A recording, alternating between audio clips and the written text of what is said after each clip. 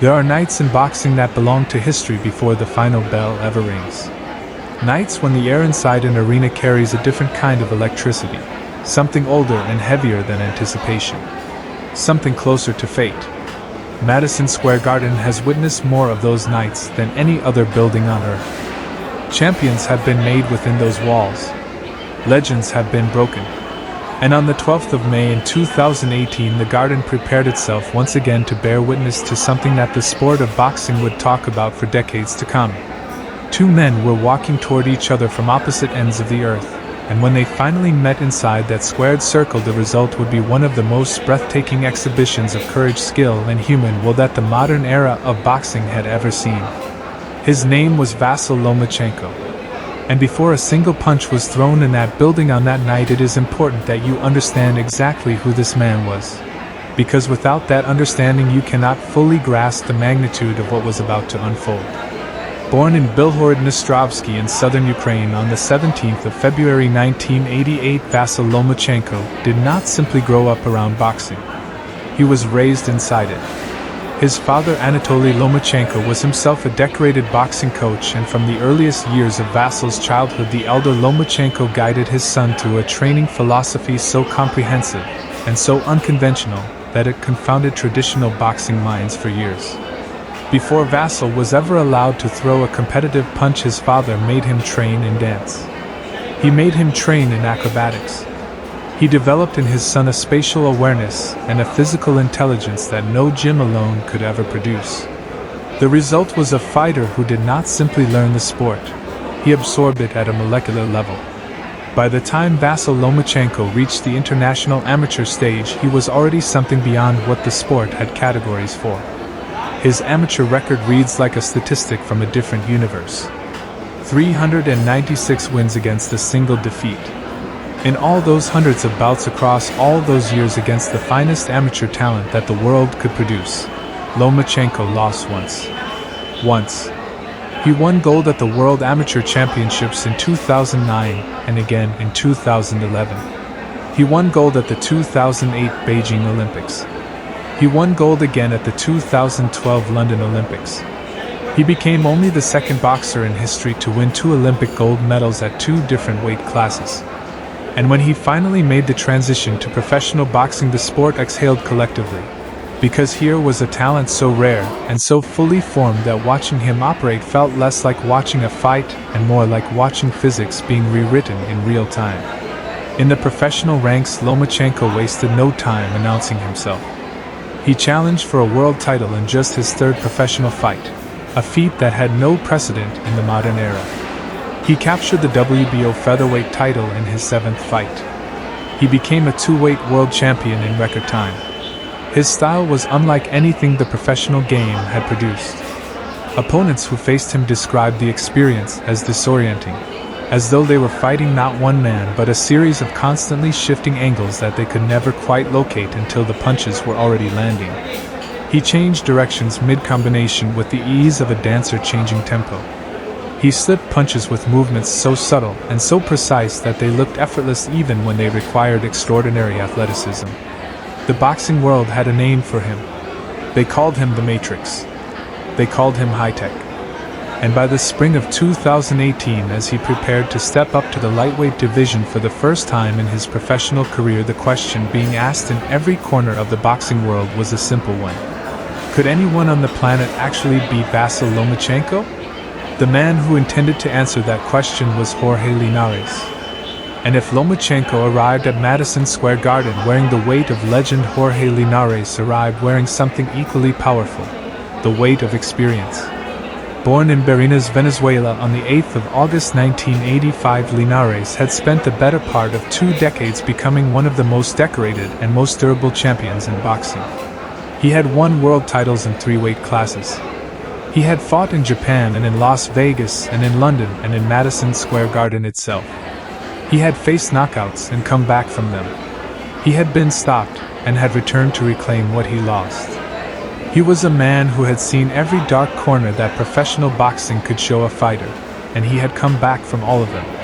There was nothing in that ring that Jorge Linares had not already survived.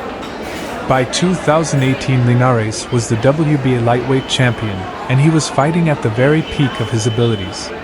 His previous fight had been a masterclass, a performance so fluid and so dominant that many observers placed it among the finest performances of his entire career.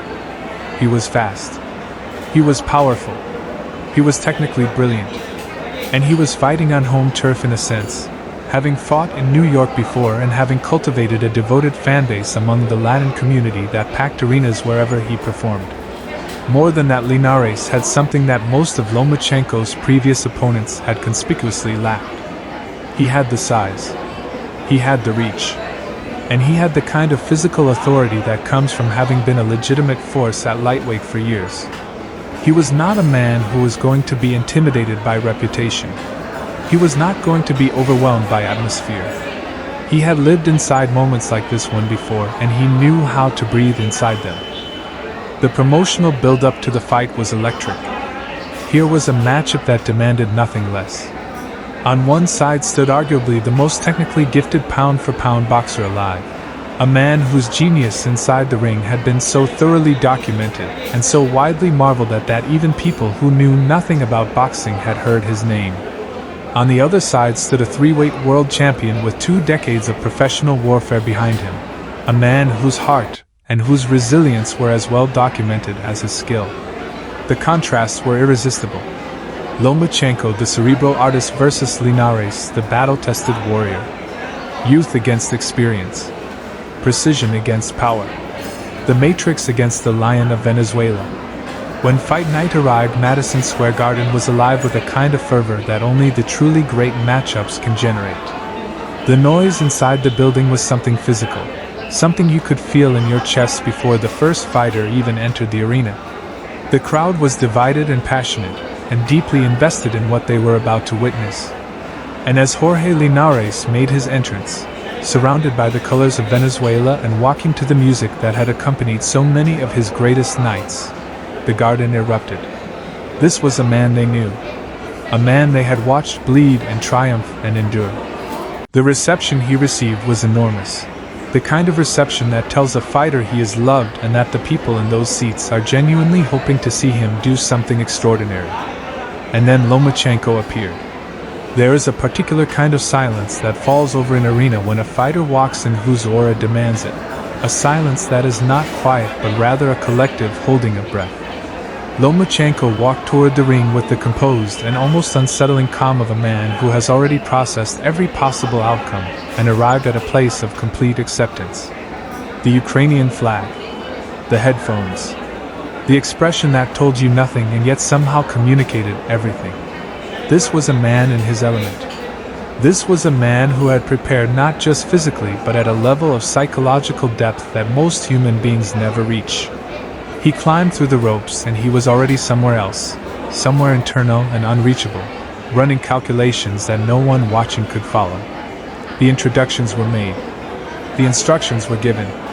2 men stood at the center of the ring and looked at each other for the last time before the contest began, and in that moment the years of preparation, the miles of roadwork, the thousands of rounds, the sacrifice, and the longing and the singular obsessive love of the sport distilled itself into a single point of contact. 2 pairs of eyes meeting in a building full of noise and meaning. Then the bell rang. The early rounds established the tactical landscape of the fight with a clarity that was almost instructive. Lomachenko came out moving, always moving, probing and circling and searching for the angles that he knew were there.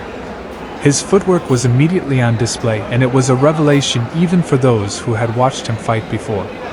He was operating at a different altitude than the lightweight division had previously seen. His movement was not simply defensive, it was offensive. Every step he took was designed to take something away from Linares while simultaneously creating opportunities for himself. He was repositioning the entire geometry of the fight with every shuffle and pivot and lateral shift. Linares, however, was not simply a passive participant in this reorganization. He stood his ground with the confidence of a man who trusted his tools. His jab was sharp and authoritative. His right hand was loaded with genuine power, the kind of power that changes fights in an instant. He tracked Lomachenko's movement with disciplined footwork of his own, and he countered intelligently. In those early exchanges it was clear that this was not going to be the kind of performance where Lomachenko simply overwhelmed his opponent from the opening bell. Linares was too good for that. He was too experienced for that. He was making Lomachenko work for every inch of space, every exchange, every advantage that was claimed in those first few rounds. The fight built slowly and beautifully, the way only truly great fights build. Each round added a new layer of complexity to the tactical conversation happening between these two exceptional athletes. Lomachenko increased his output and began to land the combination work that made him so dangerous. Short left hooks that came from unexpected angles. Right hands that slipped through defenses that had seemed airtight a moment before. He worked the body with a precision that was borderline surgical, targeting the left side of Linares' torso with a consistency that whispered of a long-term strategy. A blueprint being executed with patience and with total conviction. Linares fought back hard. He was not content to simply absorb and endure. He punched back with venom, and he landed. His right hand in particular was a constant threat. A weapon that Lomachenko had to respect and that occasionally found its target. The Venezuelan champion demonstrated exactly why he had held world titles for so long. His timing was immaculate, his combinations were crisp, and his awareness inside the pocket was the product of thousands of rounds of hard experience. The crowd responded to every significant exchange with an intensity that grew with each passing round. This was everything that had been hoped for, and then some. And then came the sixth round. There are moments in boxing that exist outside of ordinary time, moments where the world seems to compress and expand simultaneously, and where everything that came before and everything that will come after is briefly irrelevant because the only thing that exists is the singular shocking reality of what is happening right now. The sixth round of Lomachenko versus Linares produced one of those moments. Jorge Linares loaded up on his right hand and he threw it with everything he had. The punch connected flush. It connected with the kind of authority that silences arenas because everyone in the building knows in their bones what they have just seen. Vasyl Lomachenko, the man who had barely been touched in years, the man whose defensive wizardry had reduced fighters to grasping and missing and exhausting themselves in futility, went down. The garden exploded. The sound that erupted inside that building was not simply noise. It was disbelief and exhilaration and the sudden visceral awareness that something seismic had just occurred. Lomachenko on the canvas. The matrix down. Jorge Linares standing over him with his hands raised and his eyes wide with the wild, bright understanding that he had just done something that almost no one in the world had managed to do. He had put Vasyl Lomachenko on the floor. In the seconds that followed, everything about this fight and everything that had been assumed about both of these men came under sudden and urgent re-examination. Lomachenko rose. He rose with the deliberate calm of a man who has visited this place in his mind many times before, who has rehearsed this exact moment not physically but psychologically, and knows precisely what it demands of him. His face showed nothing. Not panic. Not desperation. Not confusion. His eyes were clear and they were already working, already reading the situation and already formulating the response. The referee completed the count. The fight resumed. What happened next is perhaps the most remarkable thing about this entire contest. Because the expectation in moments like that one, the natural dramatic arc of the scenario, suggests that Linares should press his advantage. That Lomachenko should be shaken. That the momentum of the knockdown should carry forward into the subsequent rounds and fundamentally alter the dynamic of the fight. That is what normally happens. That is what the script demands. But Vasyl Lomachenko had not come to Madison Square Garden to follow the expected script. He had come to write his own. Rather than retreating into defensive survival mode, Lomachenko immediately began to adapt. This is the quality that separates him from merely great fighters and places him in a category occupied by only a handful of athletes across the entire history of the sport. His ability to analyze and adjust in real time, to take new information from the fight and immediately incorporate it into his tactical framework, is not simply a product of training. It is a form of in-ring intelligence that borders on the preternatural. He had been knocked down. He had learned something from being knocked down. And now he was going to use that knowledge. The middle rounds of the fight became an education in what it looks like when a genius operates under pressure. Lomachenko tightened his defense against that right hand. He altered his angles and his entries. He began to apply the body work with greater intensity and greater persistence. Left hooks downstairs that landed with a thudding regularity that told a story about what was coming. The crowd could feel the shift. The momentum that Linares had seized with that stunning knockdown was being slowly and systematically reclaimed by the Ukrainian, not through explosion but through relentless, intelligent, surgical application of his extraordinary talent. Linares fought on with extraordinary heart. He is not a man who surrenders ground easily, not a man who has survived the kinds of adversities he has faced in his career by going quietly. He continued to throw his right hand with conviction. He continued to move and counter and engage. He showed in those middle rounds that the champion he had become was not built on favorable conditions. It was built on the willingness to keep fighting even when the fight was becoming very hard, even when the angles were disappearing, even when the opponent across from him was operating at a level that demanded the very best that Jorge Linares could produce. But the body shots were accumulating. Every left hook that Lomachenko landed to the body of Linares was a deposit in an account that was going to pay out eventually, and everyone watching knew it. The pattern was visible. The strategy was transparent and yet completely unstoppable because Linares had no counter to it that did not involve the fundamental limitation of being in a ring with Vasyl Lomachenko. To stop the body attack you have to cut off the angles. To cut off the angles you have to be able to match the footwork. To match the footwork you have to be Vasyl Lomachenko, and Jorge Linares was the only other person in that ring. Rounds 7 and 8 and 9 ticked by, and with each one the story became clearer. Lomachenko was hunting now. The composed analytical intelligence of the early rounds was still present, but underneath it something sharper had emerged. A predatory quality that his opponents throughout his career had described as the most frightening thing about facing him. When Lomachenko decides that a fight is to be finished, he does not simply increase his output. He increases his precision. He becomes more accurate as he becomes more aggressive, which is the opposite of what most fighters do, and which is one of the reasons why fighting him becomes increasingly impossible as the rounds progress. He was not throwing more punches. He was throwing better ones. And they were landing. The 10th round began with the weight of inevitability pressing down on it.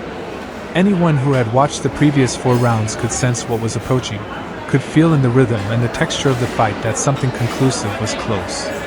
Linares came out for the round with the determination of a man who knows that he is behind and knows that he needs to change the story, and knows that the only way to do that is to throw caution aside and find that right hand one more time. He attacked. He pressured.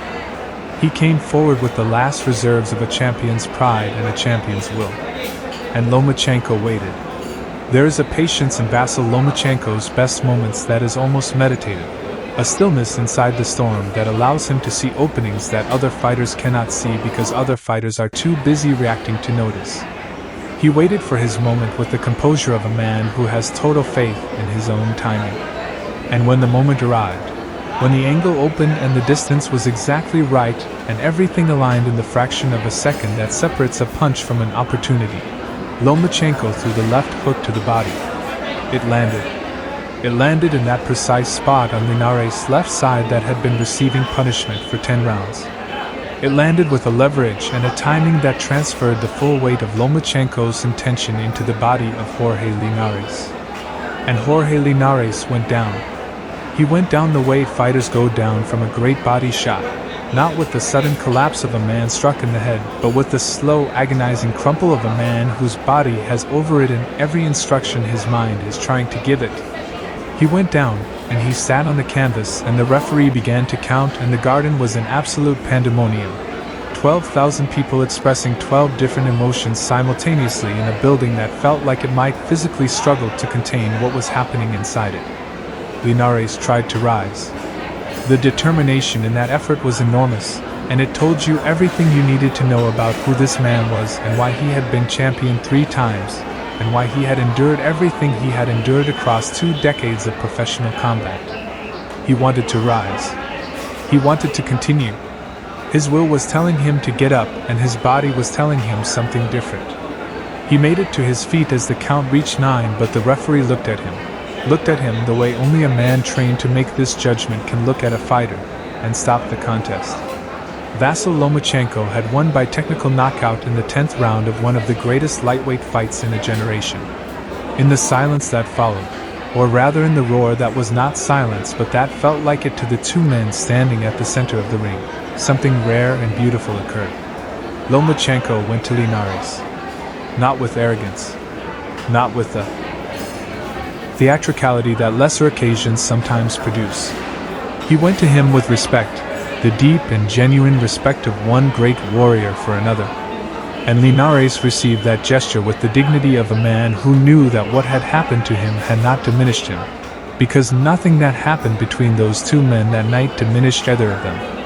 What happened was simply the outcome of a meeting between two exceptional human beings who had given everything they had to the oldest and most elemental contest that sport has to offer.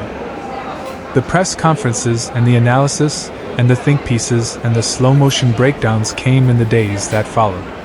The boxing world processed what it had witnessed, and it processed it through the lens of history, through the lens of all the great lightweight fights that had come before and all the great fighters who had inhabited this division over the decades. Where did this fight rank? Where did these men rank? What had we actually seen? The answers varied depending on who you asked, but the one thing that everyone agreed on was this. What happened inside Madison Square Garden on the 12th of May 2018 was exceptional. It was the kind of fight that reminds you why you fell in love with boxing in the first place. It was the kind of fight that makes you forgive the sport for everything difficult and dark about it, because occasionally, in moments like this one, it produces something that is genuinely transcendent. For Lomachenko, the victory added another chapter to a story that was already unlike anything in boxing history. He had now captured world titles at super featherweight and lightweight. He had done it in his typically accelerated fashion, achieving in years what most fighters cannot achieve in careers. He had shown in this fight that he was not simply a technical marvel operating in comfortable conditions. He had shown that when adversity arrived in the form of a knockdown, he could absorb it, and respond to it, and ultimately transcend it. That question, the one that hangs over every undefeated champion when they first hit the canvas, had been answered in the most emphatic possible way. Lomachenko was not just brilliant. He was resilient. He was not just gifted. He was tough.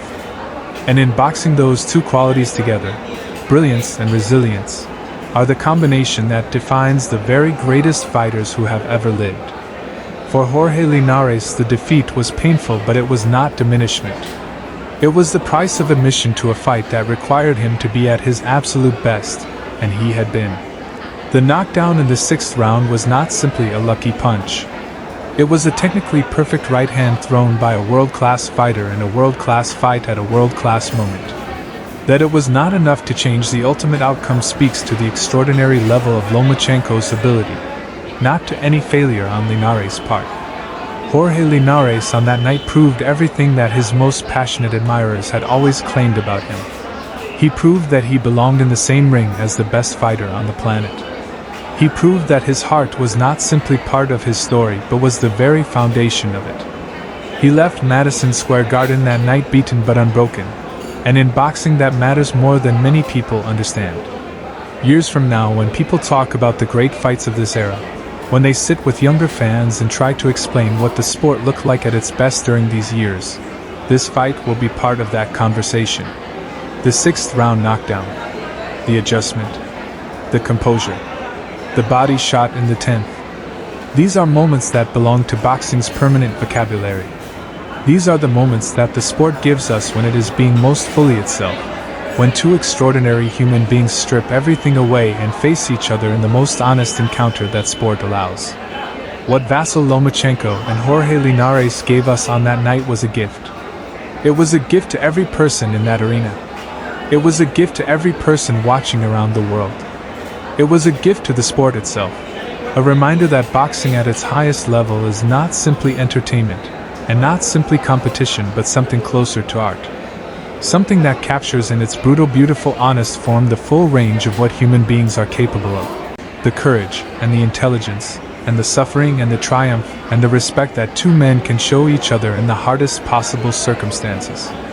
The lights of Madison Square Garden burned bright that night over two champions who had earned every word that would ever be written about them. One walked away with the belt. Both walked away with something that cannot be taken. Something that lives in the record books and in the memories of everyone who saw it, and in the permanent ledger of the sport they had both spent their lives serving. That is what boxing can be. That is what it was. On the 12th of May 2018, in the world's most famous arena, two men made history. And history remembered.